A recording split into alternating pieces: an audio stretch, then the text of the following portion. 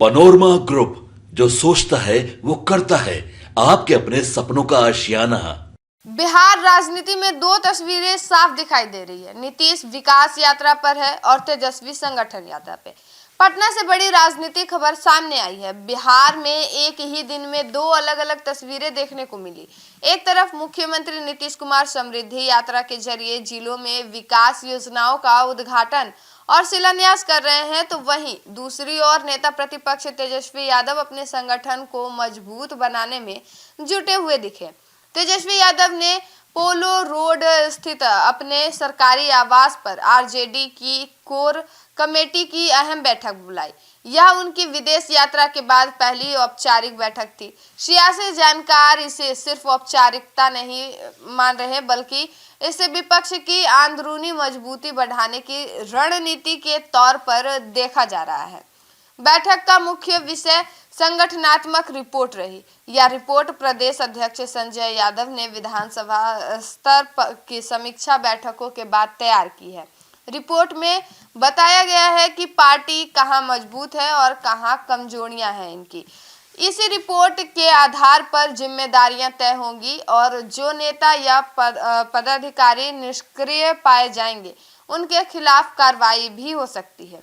सूत्रों के मुताबिक जिन कार्यकर्ताओं और नेताओं की सक्रियता संतोषजनक नहीं है, उन्हें हटाया जा सकता है या उनकी भूमिका बदली जा सकती है। वहीं जमीनी स्तर पर काम करने वाले सक्रिय कार्यकर्ताओं को आगे लाने की रणनीति भी तैयार हो रही है।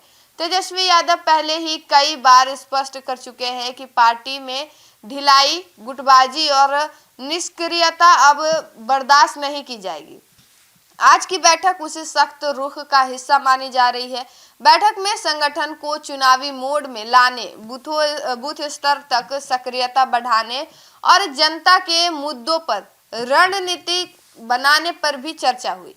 राजनीतिक दृष्टि से यह भी देखा जा रहा है कि जिस दिन मुख्यमंत्री नीतीश कुमार विकास योजनाओं का शोर मचा रहे थे, उसी दिन तेजस्वी यादव संगठन की अंदरूनी मजबूती पर ध्यान दे रहे थे। इसे सिर्फ संयोग नहीं बल्कि सटीक राजनीतिक टाइमिंग माना जा रहा है। संदेश साफ है, जहां सत्ता विकास का दावा कर रही है, वहीं विपक्ष भविष्य की लड़ाई के लिए खुद को तैयार कर रहा है। पोलो रोड की यह बैठक आरजेडी के लिए लिटमस टेस्ट की मानी जा रही है।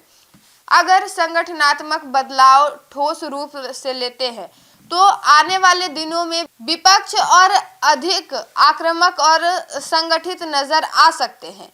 आपको बता दें, कुल मिलाकर समृद्धि यात्रा के शोर और सरकारी कार्यक्रमों के बीच आरजेडी के यह बैठक बिहार की राजनीति में नई पटकथा की तैयारी जैसी लग रही है। यह संकेत देता है कि 2025 की राजनीति केवल नारों और बयानों तक सीमित नहीं रहेगी, बल्कि मजबूत संगठन और अनुशासन के जरिए लड़ी जाएगी। इस तरह बिहार की राजनीति में अब दोनों मोर्चों, सत्ता और विपक्ष पर ताकत और रणनीति की लड़ाई तेज होती दिखाई दे रही है।